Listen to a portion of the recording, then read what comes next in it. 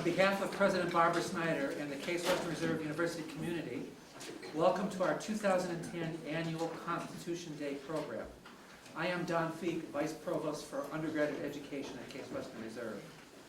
It is my honor to welcome our distinguished speakers, student panelists, and guests to this important day and event.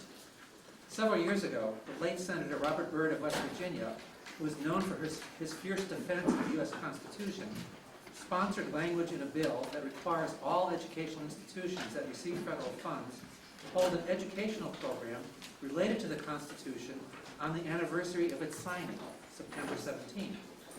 This is a special opportunity to remind ourselves of the principles under which our form of government was founded and its protection of freedoms that is envied throughout the world. This year's program was planned and organized by a group of undergraduate students led by Cheyenne Chambers and advised by Professor Laura Tartikoff from the Department of Political Science. I hope you'll agree that the subject of today's program, States Uprising, the Constitutionality of Healthcare Reform, is timely and relevant. The enactment of the legislation has resulted in a strong reaction from both the public and the political left and right. It is a policy issue that continues to be debated and will have significant influence in determining the outcomes of many November elections.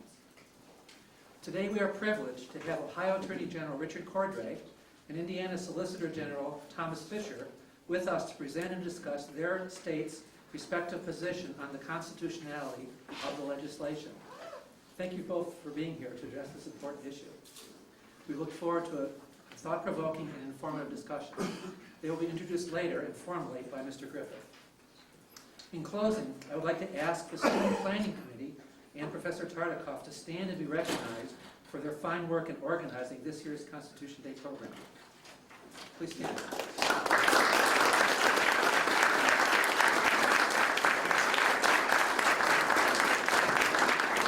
Thank you all for coming.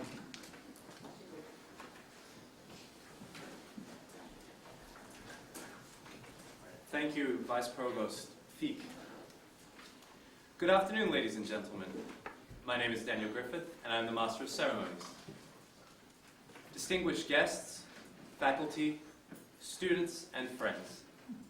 The purpose of today's forum is to celebrate the 223rd anniversary of this country's founding charter, the Constitution. With that said, it is an honor to introduce Ohio Attorney General Richard Cordray, as well as Indiana Solicitor General Thomas Fisher. The Undergraduate Student Constitution Day Committee appreciates your taking the time to discuss the constitutionality of healthcare reform law and to answer some of our questions. I would also like to introduce the three panelists, Ms. Lauren Geiser, Mr. Michael Iannitti, and Mr. Brandon Mordew, as well as the moderator, Ms. Cheyenne Chambers. Thank you.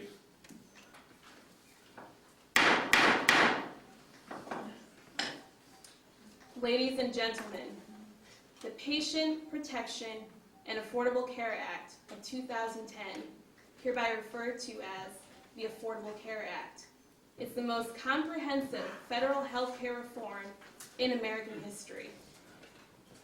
The Senate approved of the bill on Christmas Eve last year on a 60-40 party line vote. The law mandates that all Americans buy health insurance or pay a fine. Despite Congress's aim to improve the quality and delivery of the healthcare system, this law is not without controversy.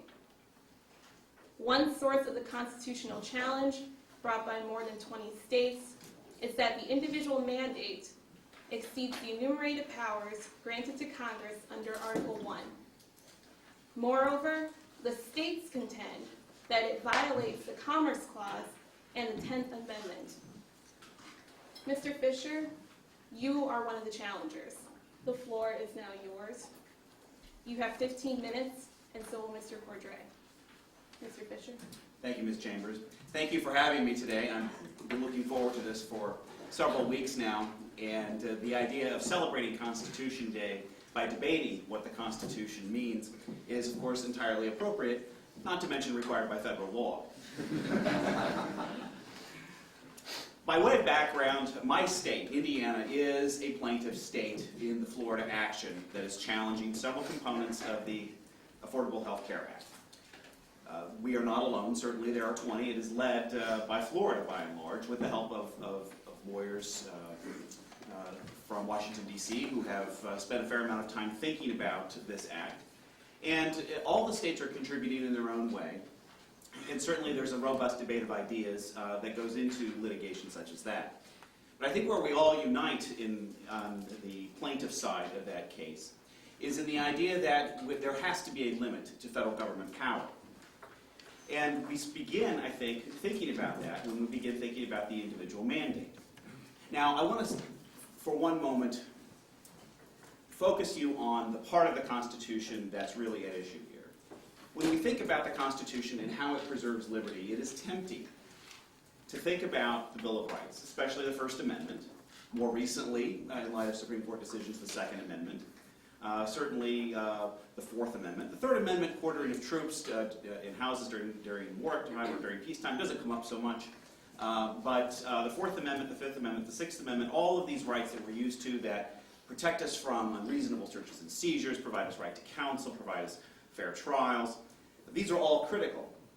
But they, I submit, are secondary. What is primary is the division of power at the federal level by the founders of our country. The United States government, the Congress of the United States, is not a legislative body that has unlimited power. It has enumerated powers, and those limits are there for a purpose. They're there because the founders realized that the best way to preserve liberty was to divide government and to limit what it can do. States have what is known as the police power, the general power to be able to legislate for the good of the people, for the public welfare. When Congress legislates, it has to have a specific enumerated power. So the question becomes, what about this individual mandate? Beginning in 2014, anyone without coverage, without insurance coverage, must pay a penalty, up to $695 a year. I'm summarizing in a way because these things are graduated over a period of years, but for purposes of debate, it's $695 a year, up to a maximum of 3 times that amount per family. Now, this is the first time in history that Congress has required individuals to purchase a private sector product as a condition of living in the United States. Can Congress do this? The question invites not only the necessary textual, structural, and historical inquiries of constitutional law, but it also invites a broader debate. In an age where the prevailing mantra has been, yes, we can, do we and should we adhere to the notion that federal powers are limited? Now, the individual mandate brings this question into stark relief precisely because the implications on liberty are so obvious. The whole premise of the individual mandate is that many individuals need to be made to purchase health insurance against their will. But the whole premise of divided and limited government is to protect liberty. The Federalist structure, again, not the Bill of Rights, is the first line of defense to liberty. Now, I know where Indiana stands on this question. I know where my side of the debate will draw the line with respect to the individual mandate and where we see the limits of congressional power. Now, what I'm waiting to hear from the federal government, from those who advocate for the use of this kind of authority at the federal level, what we all need to be listening for today is whether those defending the mandate believe in limited federal power, and if so, where the line is to be drawn if the individual mandate does not cross it. So the obvious question, what is the source of power behind the individual mandate? Well, the administration itself has changed its tune on this over the years. Originally, President Obama, about a year ago, in a television interview, refused to accept the argument that the mandate to buy health insurance was any kind of a tax. He, I think for obvious political reasons, did not want to be seen as imposing a tax on the American people, considering the usual reaction Americans have to taxation. The act itself cites the authority of Congress to enact the individual mandate as the power to regulate commerce among the several states. That, of course, comes from Article 1, Section 8, Clause 3 of the Constitution. The commerce power is a critical focal point of the debate today, and it has over the years become somewhat elasticized, candidly. The court has not always been rigid in its interpretation of the Commerce Authority. But the United States has not been content to rest on the Commerce power in its litigation positions. It now says that, in fact, the authority to impose the individual mandate comes not only from the Commerce power, but from the power to tax for the general welfare. All of these theories have serious shortcomings. The Commerce Clause is not an all-purpose grant of congressional police power over national affairs. The Supreme Court has held that Congress may regulate 3 categories of activity pursuant to its commerce power: the channels of commerce, the instrumentalities of commerce, and what is most relevant here, the economic activities that substantially affect interstate commerce. The Act's findings make clear that Congress was intending this to fall under that 3rd category, that this is something that substantially affects interstate commerce. Now, the overriding theory is that the widespread non-purchase of health insurance substantially affects interstate commerce because, through a series of assumptions and inferences relating to the way the healthcare system works and the usage of the healthcare system and the costs associated with the healthcare system, one could reasonably anticipate that universal purchase of healthcare insurance would yield the financial base necessary to fund insurance for everybody. In other words, that we have to make everybody purchase health insurance, otherwise we can't afford to buy it for everybody. But the lesson from the Supreme Court precedents on this issue, from most specifically the Lopez and Morrison cases of fairly recent vintage, the past 15 years, is that such a logical inference upon inference connection between something that is not inherently economic and interstate commerce is not enough to trigger Commerce Clause authority. The Lopez case had to do with possession of a gun near a school. Could Congress prohibit possession of a gun near a school? The answer was no. Possession of a gun near a school is not an economic activity. It's not enough to build an inference upon an inference to say that economic activity must have led to the presence of the gun in someone's possession near the school. Morrison involved violence against women. Was the prohibition of violence against women, or was violence against women itself, an inherently economic activity? The answer was no. It is not inherently economic activity, even though one could pile inference upon inference and conclude that violence against women affects interstate commerce at some level. That was not enough. Now, in contrast, where the Supreme Court has permitted Congress a fairly broad range of authority, had to do with activities where there is an inherently economic component. Wickard v. Filburn, a classic case from the 1940s, upholding the Agricultural Adjustment Act and the wheat quotas that it imposed to a farmer who grew wheat for his own use only. The conclusion was, farming, especially wheat farming in particular, is inherently economic.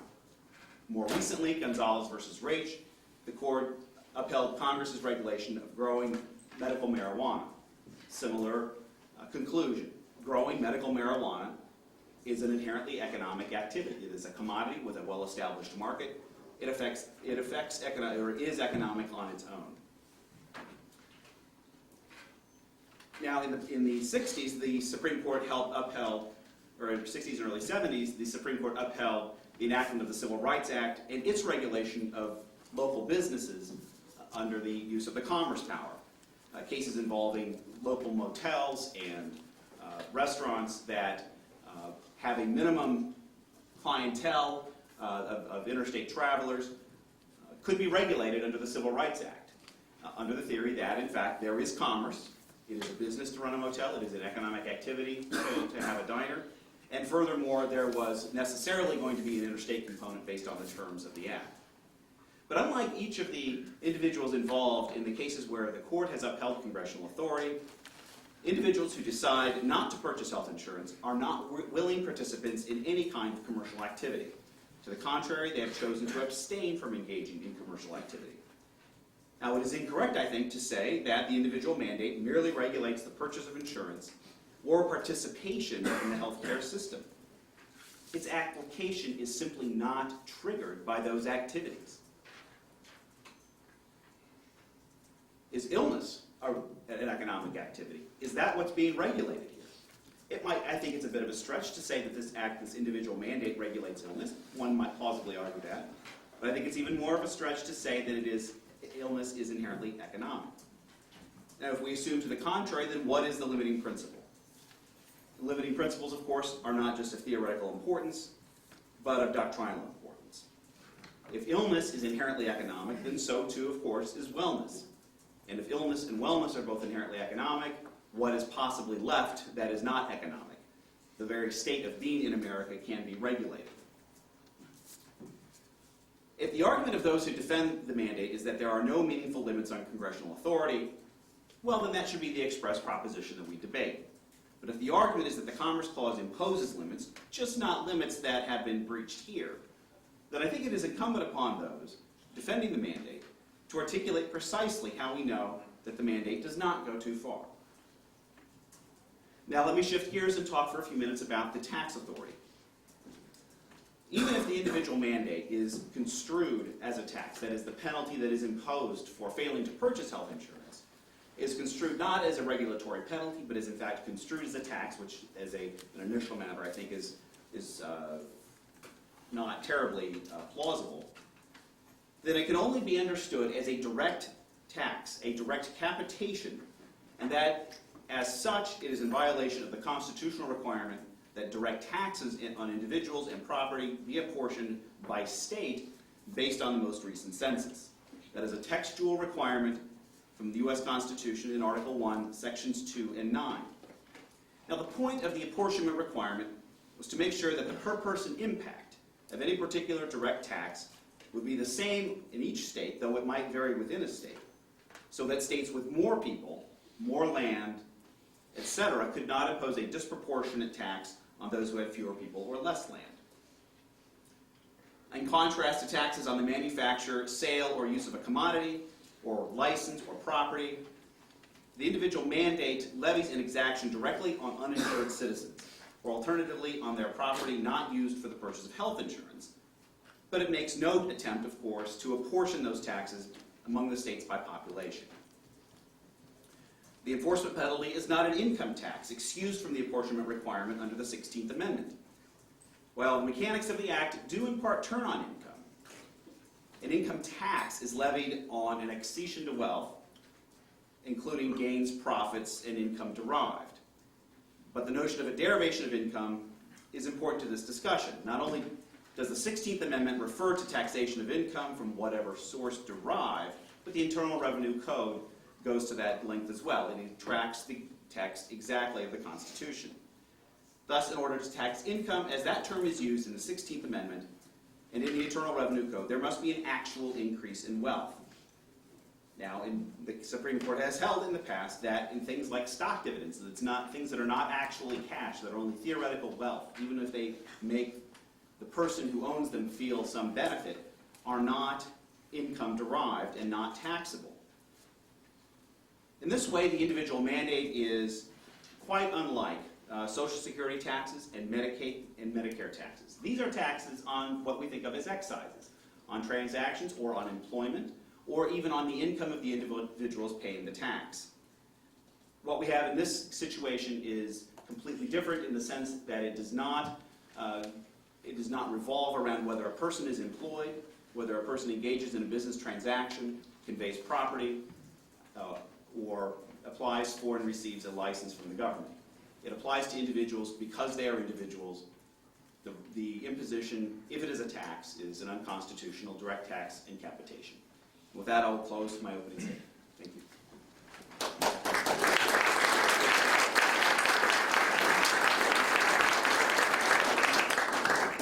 Thank you, Mr. Fisher. Mr. Cordray?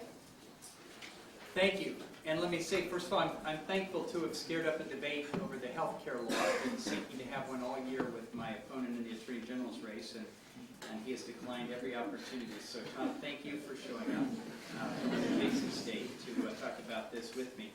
Let me start by noting a few things about the excellent presentation that Solicitor General Fisher just gave. And by the way, you and I are both founding fathers in a way. You're the first Solicitor General of Indiana. I was the first Solicitor General of Ohio. So we need to stick together. Let me first note that Tom did not argue that the new health care law violates the 10th Amendment, which originally was one of the two challenges that the states had put forward in their lawsuit and remains in the lawsuit, I believe, but I believe is utterly without merit, and I assume that's why Tom did not mention it here today. The argument about the 10th Amendment is that the new healthcare law somehow commandeers state governments, forcing them, constricting them to take actions against their will, which there's case law prints and other cases that does allow the finding of a 10th Amendment violation if a law does in fact have that effect of federal law upon the states. But the new healthcare law does not fall comfortably within that argument because it does not in fact force the states to do anything.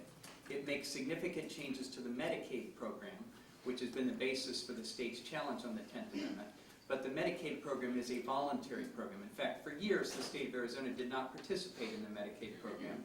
And then ultimately, they, like all the other states, have chosen to participate in it. Why? Because presumably they find the benefits of the program outweigh the burdens upon them, but they're free to disengage at any time. And the fact that the new healthcare law has changed the Medicaid requirements in various ways does not create a 10th Amendment problem. The other argument was that it requires states to form insurance exchanges, but the law in fact does not do that. It tells the states, form insurance exchanges, or if you fail to do so by a certain point in time, the federal government will step in and do that for you. So there's no 10th Amendment problem here, and I note that General Fisher did not claim that there was one, and that's half of the argument. The other argument really goes to the Commerce Clause. Does the new healthcare law fit within Commerce's broad power, as the U.S. Supreme Court for decades has defined it, broad power to regulate interstate commerce and articles of commerce among the states? I'm going to leave aside his argument about taxes and direct capitation. I don't think we need to get to those details in order to uphold the validity of this law. So let me talk about the Commerce Clause challenge. The first question he posed is, doesn't there have to be a limit on the power of the federal government? Well, there does have to be a limit on the power of the federal government, and we're agreed that there are limits on the power of the federal government. I will just say that as the Attorney General of Ohio, for the past 20 months, there have been numerous occasions where we have challenged, on behalf of the state of Ohio, the application or intervention of federal officials or authorities in various ways that we thought infringed upon our sovereign powers under our system of state government. In fact, we've been in the U.S. Supreme Court 3 times in the last 18 months, 2 of them in criminal cases, one of them that I argued personally, and one of them a revenue and taxation case where we felt that federal judges had unduly infringed upon the powers of the states and our state criminal justice system and tax and revenue system, and we have won all 3 of those cases at the U.S. Supreme Court. So we're not reluctant or reticent about asserting the powers of the states against the federal government. In fact, we have a lawsuit right now that is pending in federal district court in Chicago, where we're challenging the federal, the U.S. Army Corps of Engineers' power to act in the ways they have that we believe creates a public nuisance and potentially is going to allow Asian carp to enter the Great Lakes, which we think would potentially be a devastating impact on the Great Lakes. So when there is legitimate intrusion upon state authority, state interests, we will stand up vigorously to the federal government if we need to do so. Or if we can adjust things and resolve them within the political process, we will do that as well. And we do it all the time. That's what state attorneys general do. That's what state governments do. But is there a limit on federal government power? Well, we know there are limits because the U.S. Supreme Court, which is law of the land, has told us there are limits. There's the Lopez case and the Morrison case, which Tom discussed briefly, that do lay out some of the limits on the Commerce Clause power of the Congress. As he mentioned in Lopez, the mere possession of a gun in or near a school was found to fall outside of the Commerce Clause power of the Congress. Why? Because there was no economic activity of any kind involved. Had it been the sale of a gun, that would be different. Had it had to do with buying insurance against injuries caused by guns or liability or other issues, that also would be different. But the mere possession of a gun, the court held, was beyond the realm of the Commerce Clause. And as Tom rightly pointed out, you could always make an argument. You can always make an argument. We're lawyers, you're law students, you always can make an argument that you could pile inference on inference and somehow claim that activity was economic. but the court held that the mere possession of something was not itself economic activity. Similarly, in Morrison, the Violence Against Women Act, and I think in some respects a closer case, it was found that what essentially was a justification for passing a criminal law at the federal level and liability for criminal acts was not itself economic activity. People could quarrel with those decisions, but whether you quarrel or not, that's the law of the land. So there are limits on congressional power. So the issue here is not the hypothetical issue of are there limits. The question is where is that line drawn, and does the regulation of the nation's healthcare system, which is acknowledged to impact 1/6 of the entire economy in the United States, does the regulation of that system and the manner in which that regulation unfolds under the Affordable Health Care Act, does that fall within the Commerce Clause power, the power to regulate interstate commerce that is very clearly given to Congress in Article 1 of the Constitution? And I believe that it does fall within that power for a number of reasons. First of all, insurance, the business of insurance itself is inherently an economic business. What is insurance about? It's about, are you going to pay for something now, or are you going to bear costs now, or are you going to buy some sort of risk protection against contingent events in the future that may themselves have economic consequences for you and others? So what you're doing by definition when you make decisions about insurance is you're allocating costs now and in the future, and you're allocating risks, and you're making economic decisions about what to pay to whom, how much, and the whole business of insurance is an entirely economic business. It's an actuarial business. People are making judgments about economic impacts and economic risks. So let me just start with the whole concept that's at issue here, which is an insurance system. But healthcare itself is big business in this country. It is billions upon billions of dollars of care provided to people, not self-imposed care like a Christian Scientist might do in the privacy of their home, having nothing to do with the economic market, but it means going to doctors, it means going to clinics, it means going to hospitals, receiving services that are, in many cases, incredibly expensive. Have you seen an emergency room bill lately, or have you had anyone that you know in the hospital for surgery or there for overnight? Have you seen all of the aspects of those bills? It is a very heart and soul economic activity. And again, we're not talking about somebody putting a Band-Aid on themselves. We're talking about people purchasing extensive services at great cost throughout our economy. Then the question here is, if you're going to try to regulate insurance in a meaningful way, and Tom does not deny that health insurance can be regulated in a meaningful way. He denies that the federal government has any power to do it.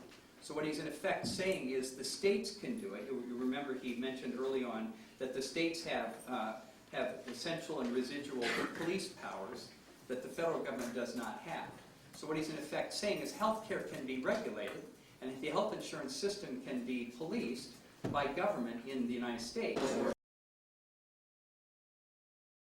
begin with, but certainly, especially now, as you get close to state lines, if you're in Youngstown, Ohio, or Toledo, Ohio, or Cincinnati, Ohio, the notion that this is all some sort of intra-state market is not really consonant with the modern economy that we live in and the healthcare system within it. So the question is, where are you drawing the line about what Congress can regulate as an economic activity? And I would submit that this is well on the proper side of the line for Congress. Now, the rhetorical point that is made over and over again in the arguments against the bill is that if someone merely makes the decision not to purchase health care, they are making no economic decision at all, and therefore they can't be regulated by Congress and you know, who knows who else, but can't be regulated by Congress because they're choosing not to engage in economic activity. That is exactly the argument that was made in the Wickard case almost 80 years ago, and it's exactly the argument that was made in the Raich case, Gonzalez versus Raich, that Tom mentioned. In Wickard, the argument was that you were growing something on your property. You had no intention in engaging in any transaction with what you grew on your property. You were growing it solely for your own personal use. All right? No economic activity whatsoever. No buying, no selling, no transfer, no barter, no nothing. You grew something for your own use, you used it, end of story. And the argument was that was not an economic activity. The U.S. Supreme Court held that is economic activity. Why? Because growing and using something yourself may or may not itself be an economic activity in some technical sense. But when you aggregated all the potential impacts of lots of people growing things for their own use and withdrawing that all from a marketplace where otherwise it would be bought, sold, and bartered, the aggregate impact of that was large enough that it did impact economic activity. In fact, the phrase substantially affects interstate commerce and therefore could be regulated by Congress. That's been the law of the land now for 3/4 of a century. And it was reaffirmed recently in the Gonzalez versus Raich case, where the issue was if you were growing marijuana for your own personal medical use. Really the same issue as in the Wickard case, but you were not intending and would swear on your family Bible that you were never going to sell it. Questionable credibility for some of those people who might make that claim. But never going to sell it, never going to buy it, just going to grow it and use it yourself. All right? Not economic activity. Well, again, the court held on the basis of Wickard that you pile up all of the potential impact of many people doing the same thing, and it clearly had a substantial effect on interstate commerce. Now let's think about this healthcare decision. The notion is I'm merely choosing not to purchase healthcare. I'm making no economic decision. I'm having no economic activity. It is the exact same issue as in Wickard as in Raich, because what the impact of this is I choose not to purchase health insurance. Many others may make the same choice not to purchase health insurance. What's the impact of that? All of a sudden in the United States of America, and this is the very problem Congress set out to fix, we have millions of Americans who have no health insurance. Some of them may be choosing not to purchase it because they feel healthy and think they'll never need it. Some of them are choosing not to purchase it because it's expensive and they're not sure they can afford it. And there's different subsidies and other provisions in this bill to try to make it affordable. They may not have gotten that right. They may have to adjust that in the future. But the ultimate aggregate impact of that is huge in terms of our health insurance system. When people have no health insurance and then they have a health problem, they don't stay outside the system. It is understood that if the problem is dire, they will get care. They may get it in an emergency room. They may get it at a doctor's office. They may get it because they fall unconscious on the streets and someone takes them there, whether they intended to go there or not, and thousands of dollars, tens of thousands may be spent to keep them alive.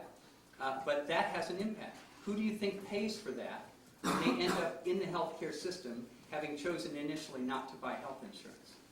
Well, you pay for it, and you pay for it, and I pay for it, and Tom pays for it, because it is the burden of uncompensated care. That is a significant economic impact. And so the notion that this does not substantially affect interstate commerce seems to be quite wrong.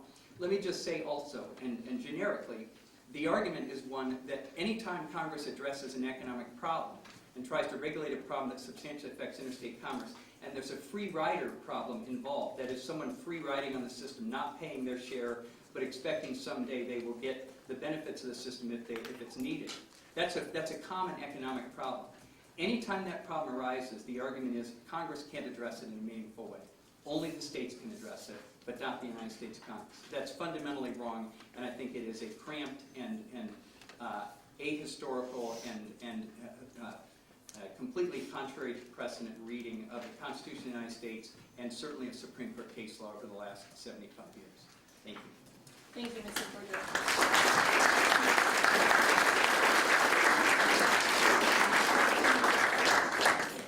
The speakers will now accept questions from the student panelists. Each panelist will have 10 minutes. We will begin with Mr. Ianetti. Solicitor General Fisher.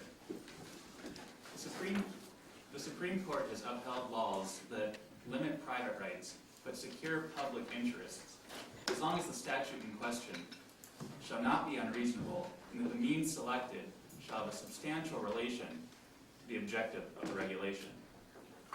Proponents of the Affordable Care Act argue that citizens who presently refrain from purchasing health insurance drive up costs and place an unfair burden on the insured.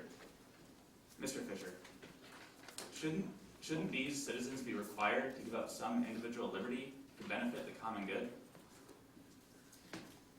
Well, the idea that everyone necessarily uses the healthcare system and therefore must pay for it, I think depends in part on what we already have in federal law in terms of how the healthcare system works. Now, Mr. Cordray mentioned that when someone is sick, they go to the emergency room. If they don't have insurance, he said it is understood that they will receive care. And indeed it is understood, because that's federal law. Federal law is set up so that hospitals must provide that care. Now we have the federal government saying, in order to pay for that, we're going to require everyone who is living in the United States to purchase health insurance, whether or not they want it, whether or not they're going to use it, and regardless of whether they personally have ever impacted the healthcare system. Now, the idea that we can hypothesize that chances are that people are going to engage in some sort of economic activity in the future, and therefore justify forcing them to pay for that in advance, I think it runs far wide of any precedent that we've ever seen from Congress or from the Supreme Court. Now, the question whether those who may ultimately use the system and maybe will impose costs on the system should be made to sacrifice some liberty is an interesting philosophical question. It's something that I suppose Madison and Hamilton and all the rest would have found difficult to tussle with. They decided that as a general rule, the way we are going to protect liberty is that we're going to require that Congress limit its authority to things like the Commerce Power. That it's not a matter of deciding case by case, situation by situation, how much liberty is to be sacrificed for what common good. It's done by category. If Congress is regulating commerce, then it can enact the law. It doesn't matter the measure of liberty, aside, of course, from the Bill of Rights. If it's not a matter of commerce, then Congress has to keep its hands off. And let's consider also the implications of the theory that refusing to purchase health care insurance is itself an economic activity. I suppose by that line of reasoning, so is refusal to purchase, I don't know, a health club membership. People who join health clubs, perhaps, we would think, are healthier, less likely to use the system, less likely to impose costs. Could they be required, could everyone be required to join a health club and use it in order to keep health costs down? The same could go, I suppose, for purchase of automobiles. The United States government has a vested interest in the success of General Motors at this point. Could the Congress require all of us to buy GM cars because the failure to do so impacts the national economy? In that sense, everything is economic. There is no line to be drawn. And that's, I think, one of the reasons that it's quite obvious that this mandate goes too far in terms of trying to describe a regulation of economic activity. Thank you. I just want to point out that the comment that's being made here, and I'm not sure I would disagree with it, Tom, if we're realistic, but if the notion was that everybody who refuses to buy health insurance is signing a lifelong commitment that they will never access the health system of this country in any way, that is, they're sort of declaring, they're sort of seceding from the United States for healthcare purposes. The same way we used to get cert petitions when I clerked at the Supreme Court from tax protesters who said, I have seceded from the United States of America. I should not be required to pay taxes because I don't recognize the authority and I don't accept the benefits, although I'm sure they were driving on the roads and engaging in all the other activities of normal life. So the notion that someone is choosing not to purchase health insurance, whether or not they've ever impacted the healthcare system, for most of us, that choice occurred before we even had it. If you were born in a hospital rather than at home, and if you're not a Christian Scientist and you receive medical services, you are impacting the healthcare system. And the notion that you're somehow going to commit yourself that in your old age you will never seek care to diminish your pain, to have surgery for any kind of need that you have, or for any kind of injury that you suffer. It's a very antediluvian view of the world, and it's not a realistic view of the world in the 21st century for how we all interact with one another. And we all have liberty, but we live in a society where it's a system of ordered liberty, and we have to make some concessions with one another. And so the first issue here is this economic activity? I think it clearly is. The second issue is whether we have some inviolate sphere of liberty that whether or not it's economic, we cannot be infringed. I mean, if that were true, then people could have resisted conscription and the draft, which is a drastic curtailment of their liberties, it seems to me. But it's justified because there's power given to Congress to do it. Here there's power given to Congress to regulate interstate commerce, and the notion that your liberty is infringed upon as you make these choices, as you're affected as part of the system, I think is just standard fare, frankly. So the other issue I would say is the argument that's being made is kind of it's a ridicule by extreme, which is, well, if you can be forced to buy health insurance as part of the health insurance system, can't you be forced to buy a car or do anything else we want you to do? What's interesting is the same people who are interested in protecting the liberty of the citizens normally also give a certain deference and respect to the political processes of this country. We rely on the political processes of this country to be guided by a certain bit of common sense. We don't run to the courts in every instance to stop the political actors that we elect to office from making stupid decisions. The political process itself winnows out a lot of those stupid decisions. And the political process works.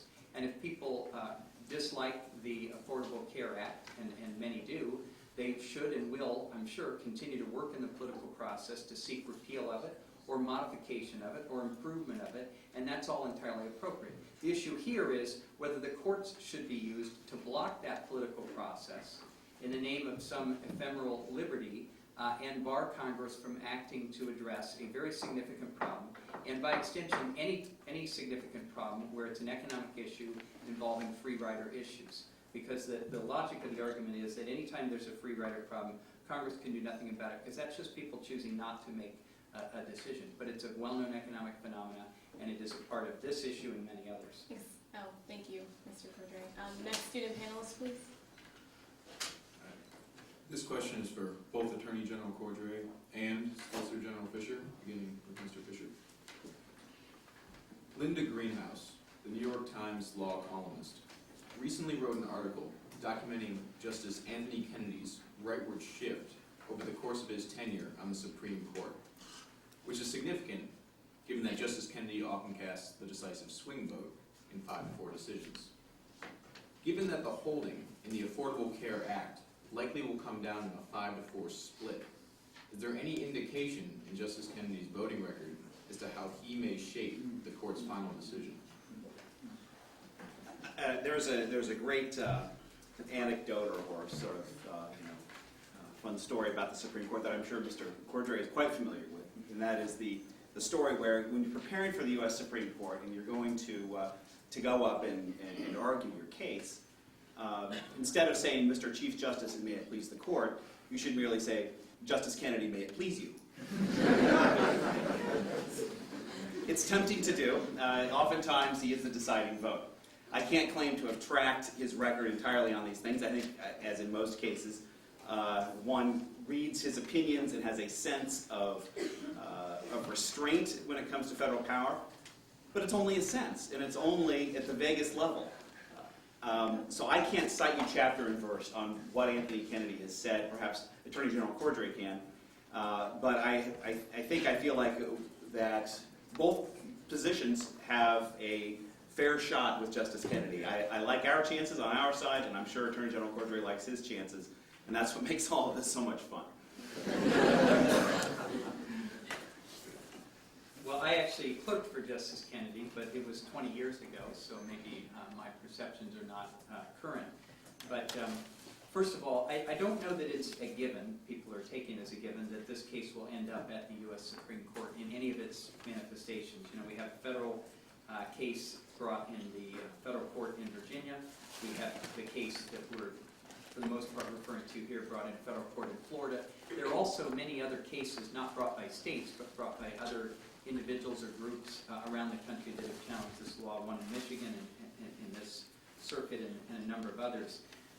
And there were similar challenges to other major pieces of legislation in the past, the Medicaid law, Medicare law, probably the Social Security law. They haven't researched that when they were enacted. It's not at all clear that this will reach the U.S. Supreme Court, and it's not at all clear that it will be a close call when it gets there. There tends to be this assumption that the court is so bitterly divided ideologically that inevitably you'll have 4 votes on one side and 4 votes on another side whenever Republicans and Democrats are disagreeing. But the court is a more subtle institution than that, and the fact that there are a lot of close constitutional cases that go 5-4 doesn't necessarily mean this will be one of them or any will be one of them. And in fact, that was the perception of the Miranda case when it went back up to the U.S. Supreme Court and they took a case to potentially overrule Miranda versus Arizona. And in the end, it was, I believe it was an 8-1 decision with Chief Justice Rehnquist writing to uphold Miranda, even though he had criticized it in decisions for years. So depending on what happens in the lower courts, depending on how quickly these lawsuits proceed, there are various procedural obstacles to the suits that may or may not hinder them. There are ripeness issues, there are standing issues and other things, and some suits will proceed faster and some slower. It's no telling when it might actually get up through the federal courts of appeals and whether the federal courts of appeals will disagree on it. If the federal courts of appeals act with unanimity on this and there are several challenges that are rejected, I'm quite sure if the courts of appeals strike down the law, that will go to the Supreme Court. But if they uphold the law, it's not entirely clear the U.S. Supreme Court will ever take up this case. I mean, it's a hot political case now because it was filed, I believe, in many cases, and I'm not impugning Tom or his state, but for many people this was filed for political reasons. It was a continuation of the political fight in the Congress. People who now are advocating joining in or not joining in, that's mostly grandstanding because it's an injunction action, so whatever happens will apply to the whole country. Whether other people are named on the pleadings at this point or not makes no material difference to the impact of the case. But I wouldn't assume that it necessarily will go to the Supreme Court. It will be a close call when it gets there. As for what Justice Kennedy will do, even though I clerked for him 20 years ago, I will just tell you that I would have no idea. Next question, please. Mr. Cordray, you might as well stay standing.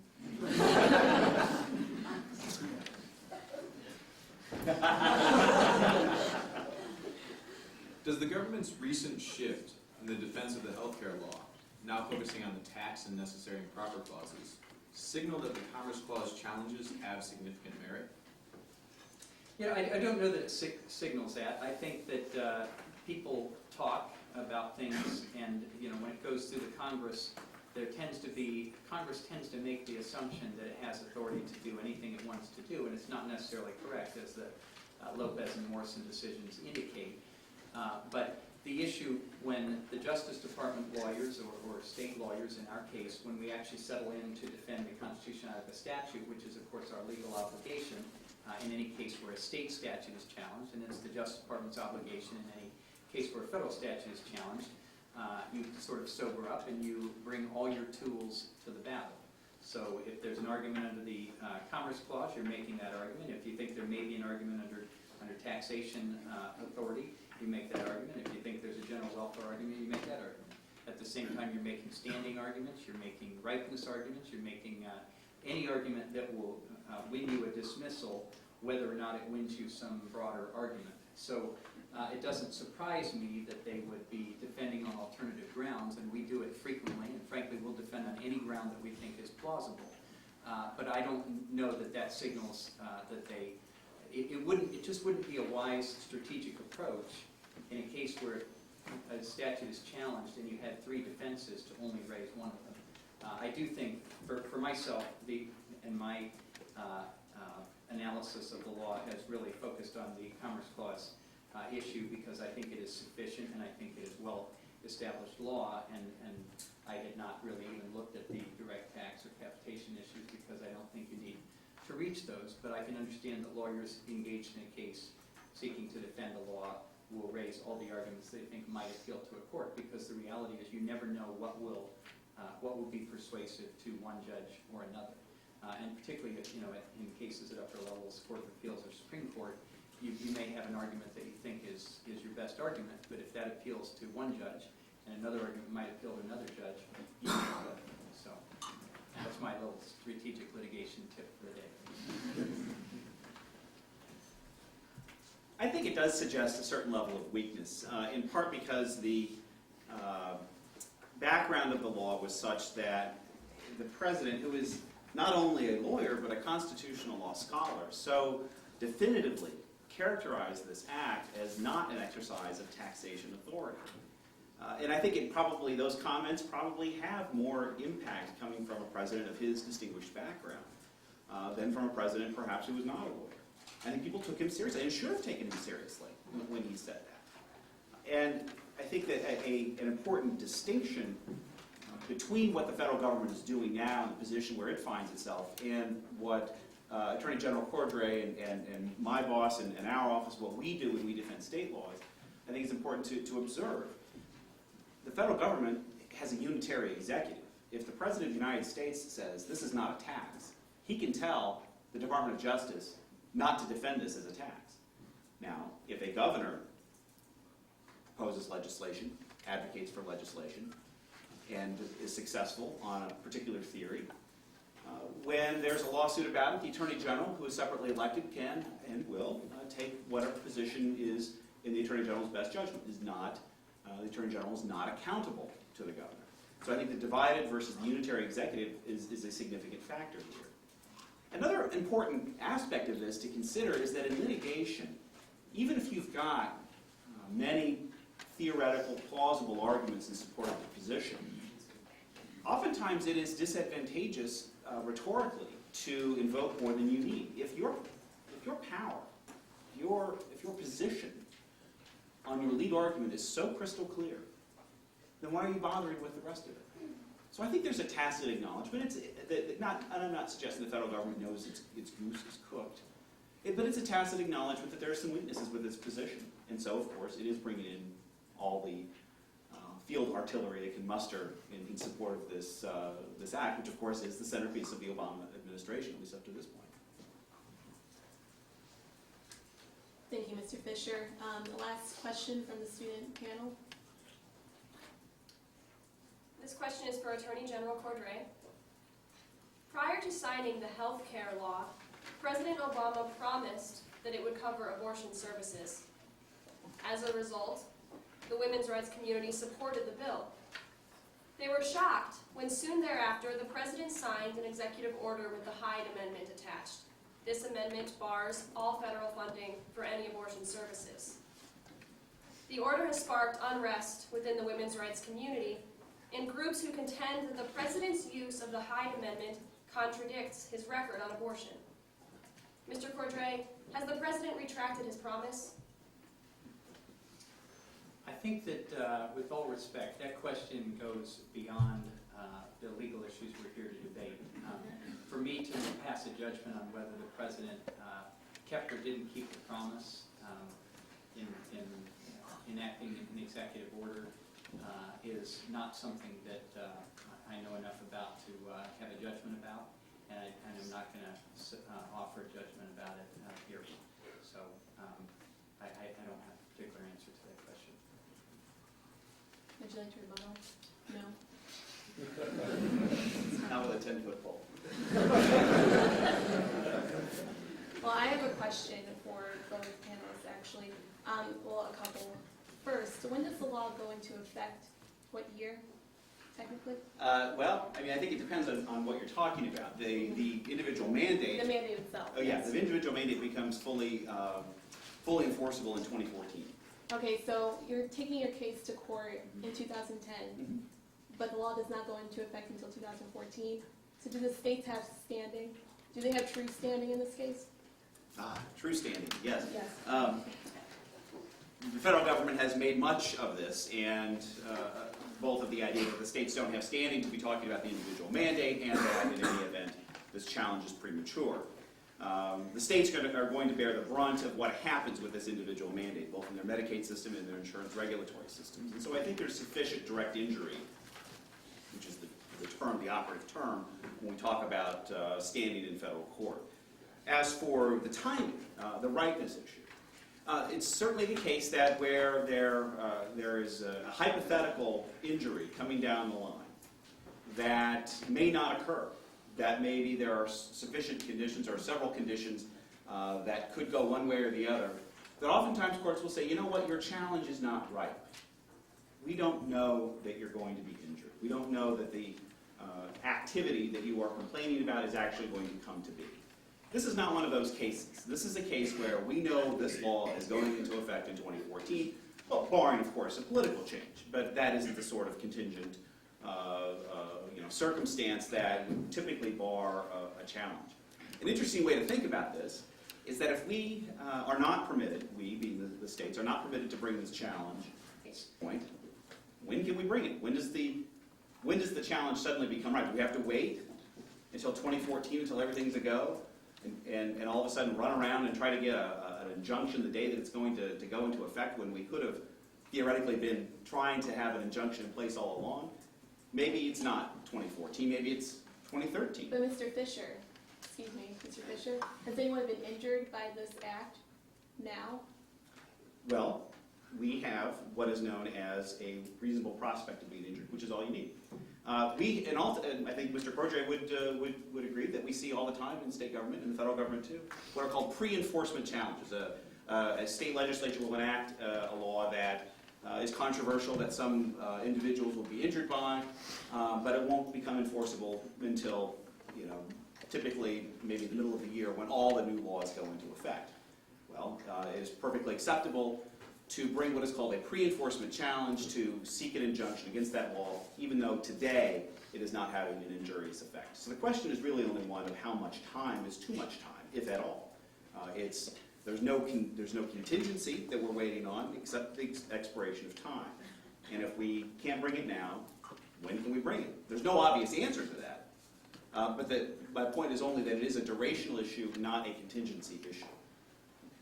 Mr. Cordray, would you like to respond to that? I can feel Chief Justice Rehnquist shifting restlessly in his grave. For years, he and other conservative jurists have put forward doctrines of standing, mootness, ripeness as obstacles to cases going forward, and this demonstrates it just depends on whose ox is being gored.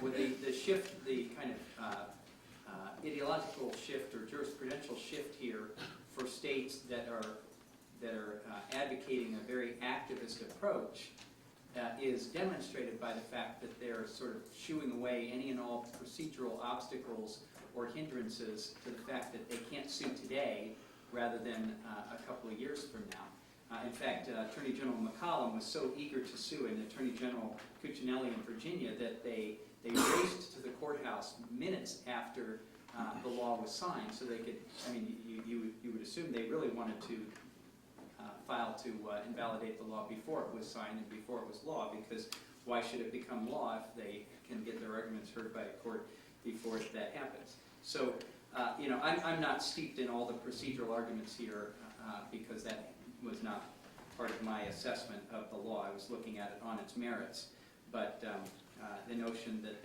a reasonable prospect that I'll be harmed someday is the opposite of the sort of procedural position that state and federal lawyers typically take when the government is sued in cases and they're seeking to uphold the validity, the presumed validity of these laws.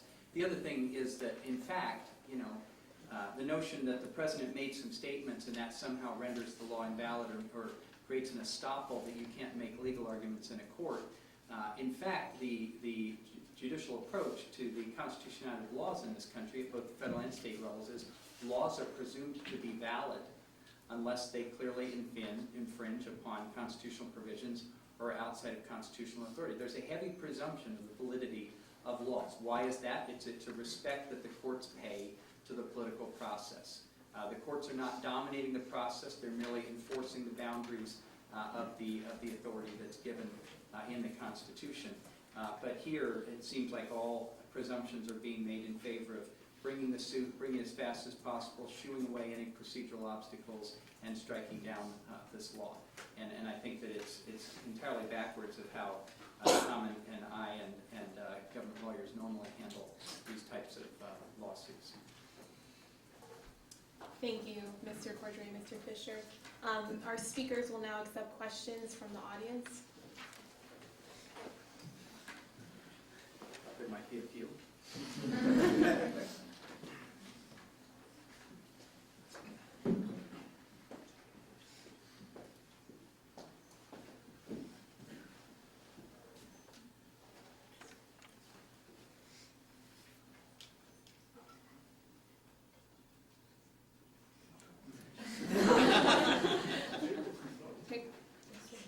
Professor Adler, actually.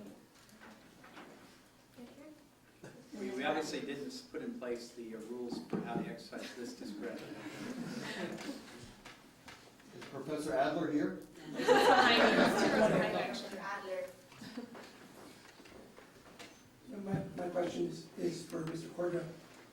If the Supreme Court has recognized a fundamental constitutional right to refuse medical treatment, including life-saving medical treatment, how can the federal government, or perhaps for that matter any government, force someone to purchase insurance to provide for something that people have a fundamental constitutional right to refuse? Well, that's an entirely different issue, it seems to me. And that's an issue of whether there is some sort of individual constitutional right that would be infringed here. That's not, if you're tracking this, the argument that's being made in this case. The argument being made here is whether Congress has the authority under Article 1, regardless of whether there was ever a Bill of Rights, and of course there was none initially in our Constitution, to even address this subject. Okay? The separate issue of whether someone has a constitutional right to refuse medical treatment, I think you're mixing apples and oranges with your question. I think someone has a constitutional right to refuse medical treatment, but there are many situations. This goes back to, I suppose, whether someone could secede successfully from our healthcare system and with enough clarity of intent and certainty of successful execution that we could say to them, you don't need to buy health insurance because you will never cost 1 cent in health care throughout your lifetime. And that's a different issue from the one you're raising. I think in any individual instance, someone would be free to refuse medical treatment, but there are many situations you can imagine where that wouldn't in fact be so, and that wouldn't really be their intent. They just don't want to pay for the insurance now, but later when they need medical treatment, they'll want medical treatment. And/or there are lots of situations where it may or may not be within their power to make a decision. Maybe they're in an auto accident and they are unconscious and they would immediately be taken to the hospital and they would be cared for, whether or not anyone knew that they had intended throughout their lifetime to never enter the healthcare system. So I don't see the two things as on all fours in any respect. Yes, my reaction. Are there any students first with questions?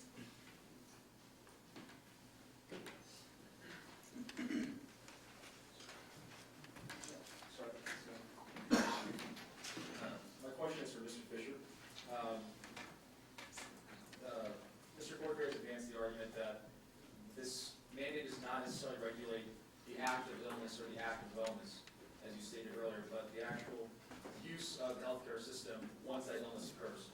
So could you respond to that it's not actual, is it the behavior itself they're regulating, or are they regulating what that behavior causes them to do, and the impact financially on the system, and thus the implication of the Commerce Clause? Well, manifestly, it is not the regulation of conduct. If that is in fact what Congress wanted to do, then it could quite easily say that you must purchase health insurance if you're going to do X or Y or Z. It didn't. It says you must purchase health insurance. That is as plain a regulation of inactivity as I think there is. And if we back our way out of that by saying, well, yes, but inactivity has economic consequences, again, I ask, where's the limit? Where do we draw the line if that is not a regulation of something other than economic activity? Now, your question reminds me that Attorney General Cordray mentioned things about somehow my position was implying that the federal government could not regulate the business of insurance, for example. Far from that. I do not advocate that at all. In fact, the only reason states are able to regulate the business of insurance is because of a federal act called the McCarran-Ferguson Act. I fully acknowledge that that act is subject to congressional alteration. But what we have here is not a regulation of the business of insurance. It is an imposition on individuals to buy a product. Would you like to respond to that, Mr. Cordray? Well, I don't think states need a federal law to tell them they can regulate insurance. I think they have that power under their police powers. The McCarran-Ferguson Act gives the states the authority to, it disclaims a federal intent to regulate insurance, but the states certainly have that power. But no, I don't think I have anything further to say on this at this point. Next question, please. Someone from the front row. My question is for Attorney General Cordray.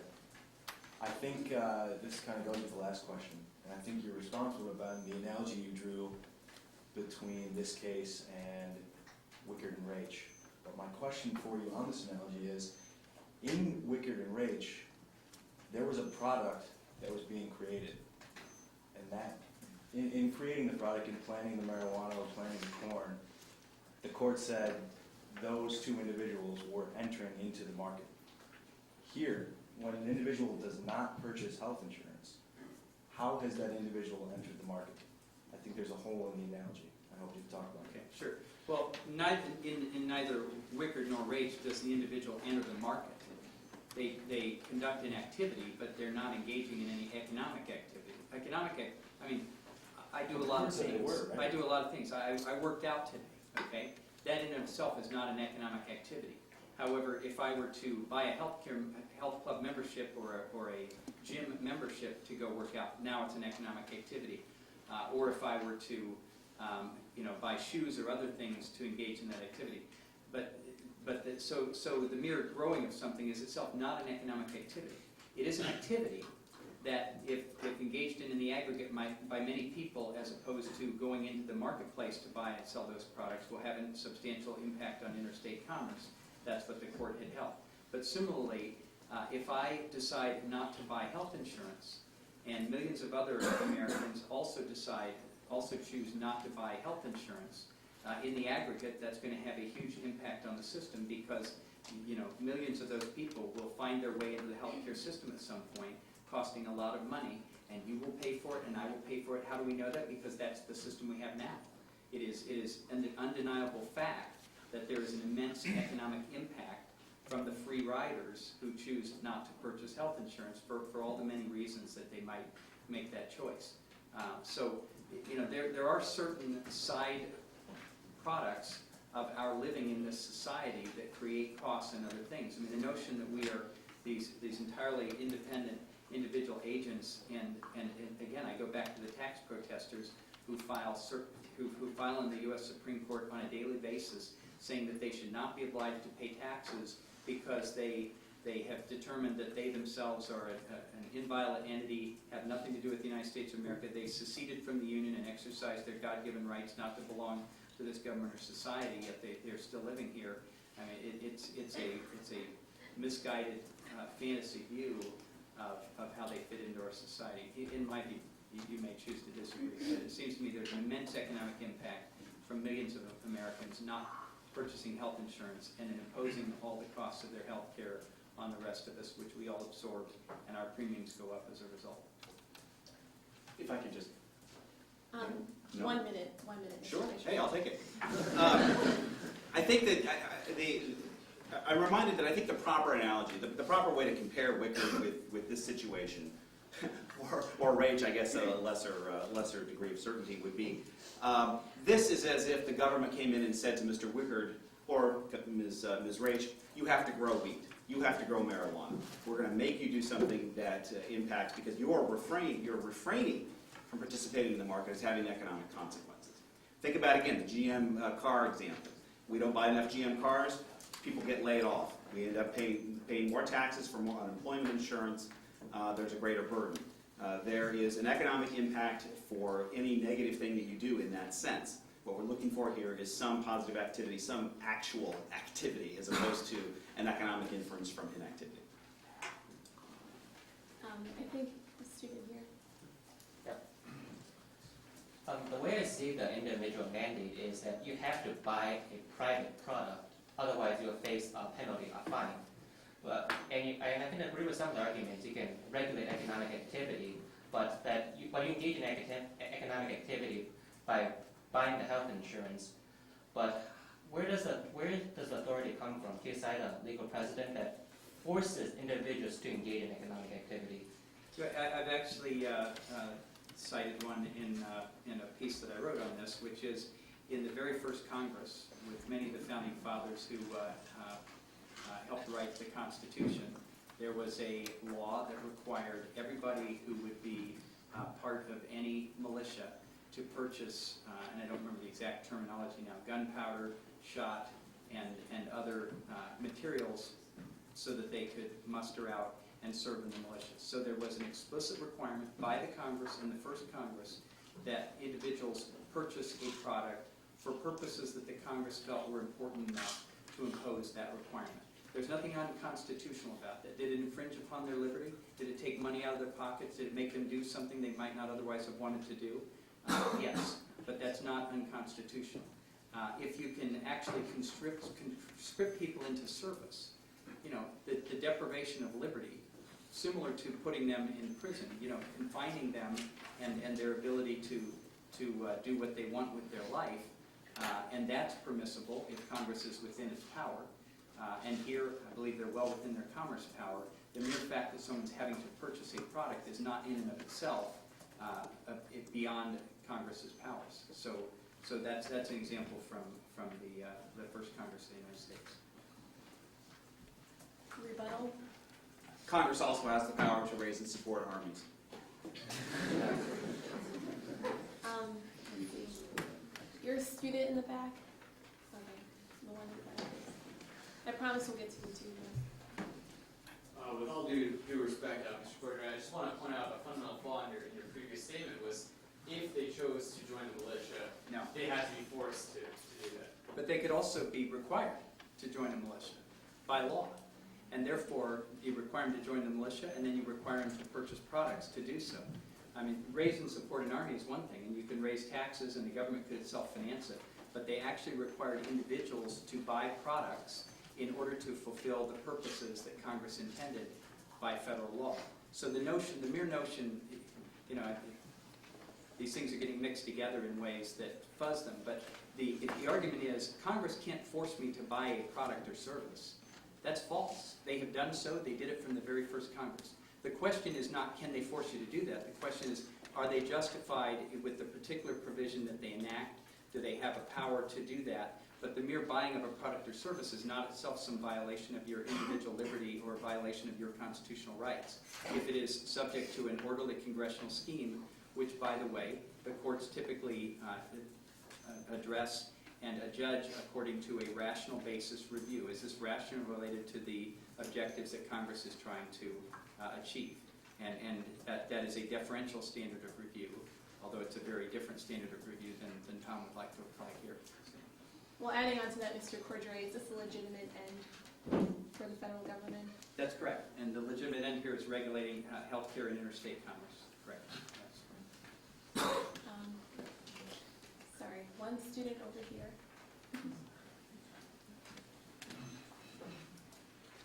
Solicitor General Fisher. The federal government has broad taxing and spending powers. You can, for instance, enforce a tax credit for buying double pane windows, having children, buying GM cars. So if the government were to raise taxes slightly and then offer, I think it was a $675 tax credit for buying insurance, it would be an economic mandate with the same force as the individual mandate currently in law. Would this be more or less constitutional, do you think? I think it depends on the details of the tax you're talking about. If the tax is on individuals, it's a capitation and it's unconstitutional. If the tax is just an increase in the rate on income taxes, it's a different story. It's covered by the 16th Amendment. And I think credits and deductions, by the way, the Supreme Court is typically treated to be different from actual taxation. There are, I think, cases that say where Congress has levied a tax but has permitted a deduction for something that independently it could not tax. That's okay. That's a different kettle of fish entirely. So I think we have to flesh out the details. But I do think that it's legitimate to say, gosh, Congress could have gone about this and achieved something akin to this result, something very similar if it had just merely forthrightly said, here's an increase in income taxes and here's the benefits. Kind of like Medicaid, Medicare, Social Security, those are slightly different models. But yes, you can do that. You can tax things, you can tax excises and incomes and then have benefits. But that's not what Congress wanted to do. I think for relatively obvious political reasons, they wanted to go a slightly different route. And the question is, have they, in so doing, exceeded their authority? And obviously I submit that they have. By the way, I would just make the point that Very quickly. the issue's been raised, could they make you buy a GM car or something of that sort?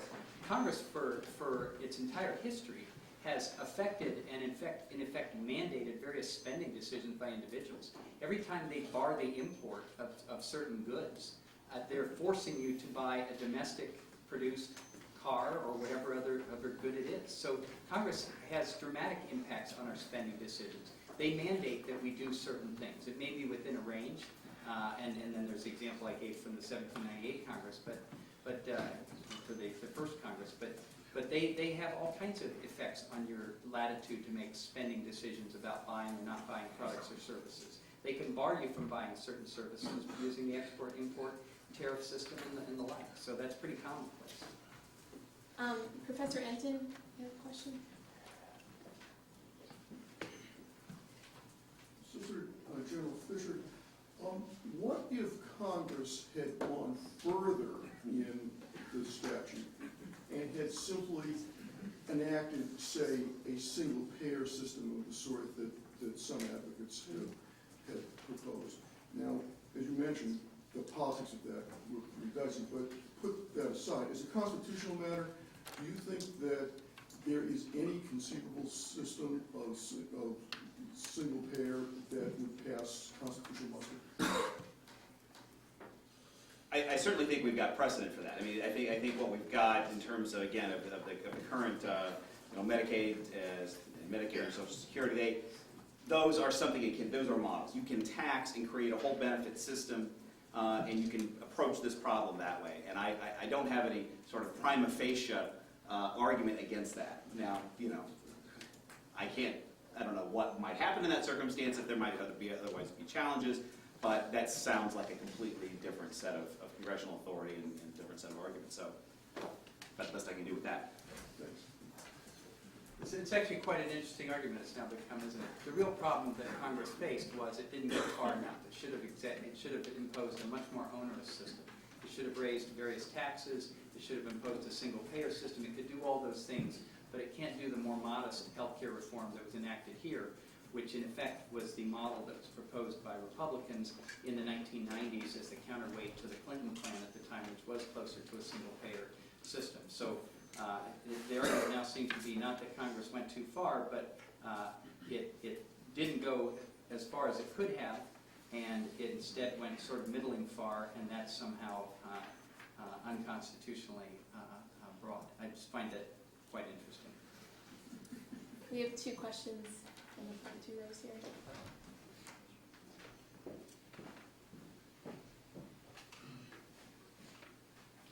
Thank you. A question for Mr. Fisher and Mr. Cordray. Would the applicability of the necessary and proper clause be impacted by states' passage of state constitutional amendments, such as the Ohio Healthcare Freedom Amendment, which states that no citizen in the state should be compelled or taxed to purchase insurance or participate in the healthcare system? I stood up probably prematurely. Mr. Attorney General, I would give you first crack at that if you would.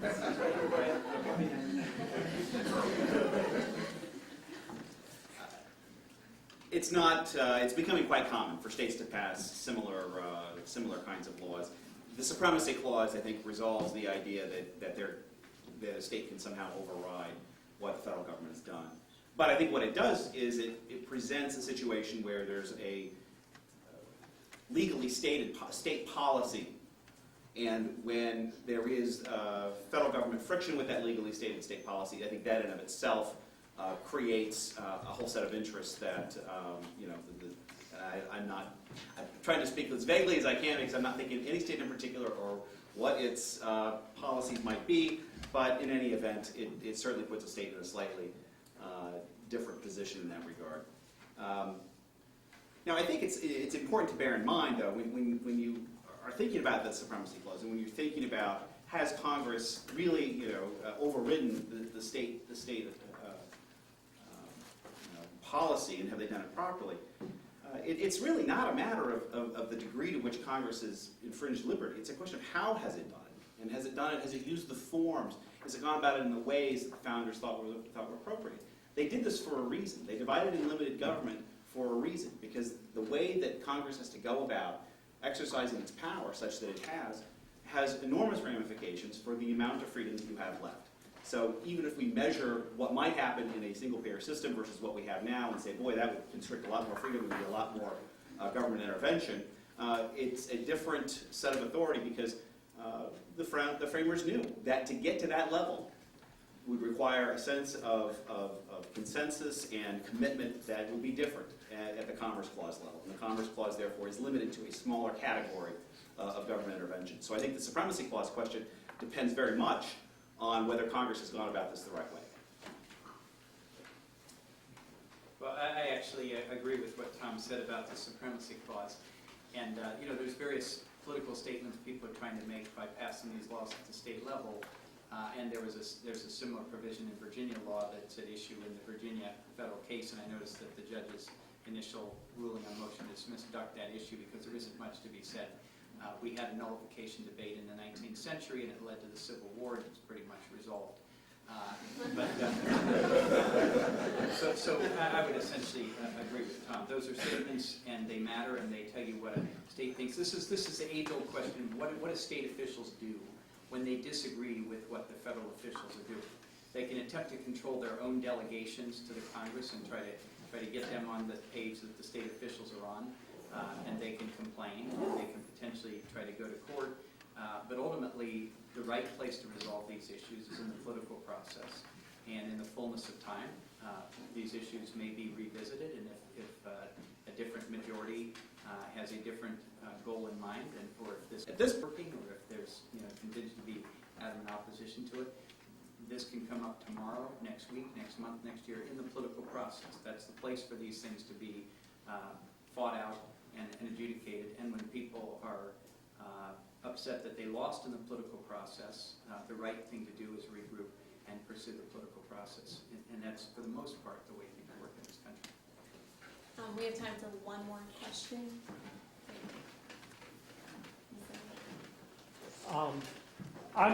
I'm just concerned about the range of people who must purchase health care insurance.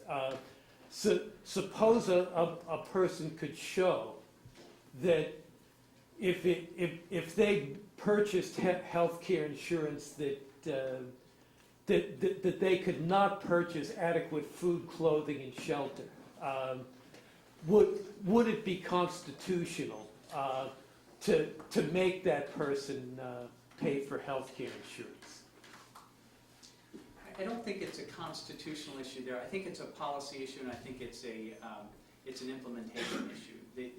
The Congress attempted in this bill to make provisions such that if people were unable to buy insurance for lack of economic means, there would be subsidies and other provisions in place to address that. Did they get all that right? I'm not sure.